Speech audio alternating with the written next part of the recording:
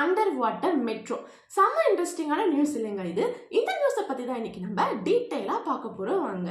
பொதுவாகவே நமக்கு ஒரு ஆற்றுக்கு மேலே ட்ராவல் பண்ணுறோம் அப்படின்னாலே கொஞ்சம் இன்ட்ரெஸ்டிங்காக தான் இருக்கும். ஆனால் நமக்கு மேலே ஒரு ஆறு போக போகுது அப்படின்னா எவ்வளோ த்ரில்லிங்காக இருக்கும். அந்த ஒரு சம்பவம் தான் இன்னைக்கு நடந்திருக்கு கல்கத்தாவில். என்னென்னு பார்த்தீங்கன்னா, கொல்கத்தாவில் பார்த்தீங்கன்னா ஒரு மெட்ரோ வழித்தளம் அமைக்கிறாங்க. எங்கே இருந்துன்னா ஹவுரா அப்படின்ற ஒரு பர்டிகுலர் ஏரியாவில் இருந்து சால்ட் லேக் அப்படின்ற ஒரு ஏரியா வரைக்கும் அமைக்கிறாங்க. இப்போ இந்த ஹவுரால இருந்து சால்ட் லேக் இடைப்பட்ட பகுதியில் ஹூக்லி அப்படின்ற ஒரு ஆறு ஓடிக்கிட்டு இருக்கு. ஸோ அப்போ அந்த ஆற்றுக்கு அடியில் தான் சுரங்கப்பாதை அமைத்து மெட்ரோவை ஓட விட்டு இருக்காங்க. இந்த வழித்தடத்தோட மொத்த நீளம் என்னன்னு பார்த்தீங்கன்னா கிட்டத்தட்ட 16 கிலோமீட்டர்னு சொல்றாங்க. இதில் கிட்டத்தட்ட 10 கிலோமீட்டர் சுரங்கப்பாதையிலேயே தான் நம்ம போற மாதிரி இருக்கும். அதில் தான் ஒரு குறிப்பிட்ட பகுதி ஹூக்லி ரிவருக்கு அடியில் இருக்கு.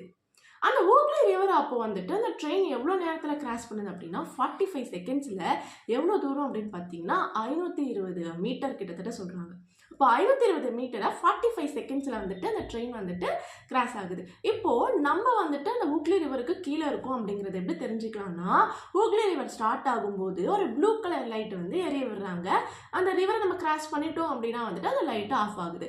அப்போ தெரிஞ்சுக்கலாம் நமக்கு மேலே தான் ஹூக்லி ரிவர் இருக்குது அப்படின்ட்டு. எவ்வளோ இன்ட்ரெஸ்டிங்கான விஷயம் இல்லைங்க.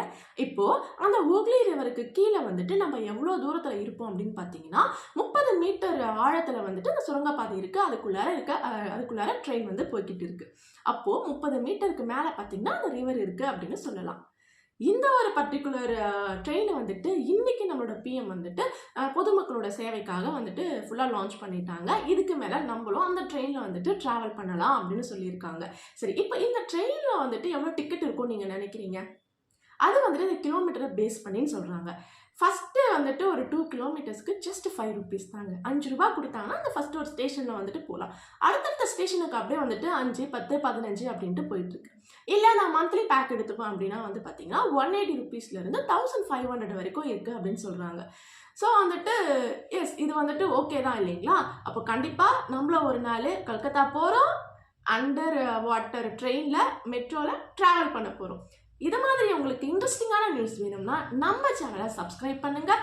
இந்த நியூஸ் உங்களுக்கு பிடிச்சிருந்ததுன்னா லைக் பண்ணி ஷேர் பண்ணுங்கள் அண்ட் கமெண்ட் பண்ணுங்கள். தேங்க்யூ.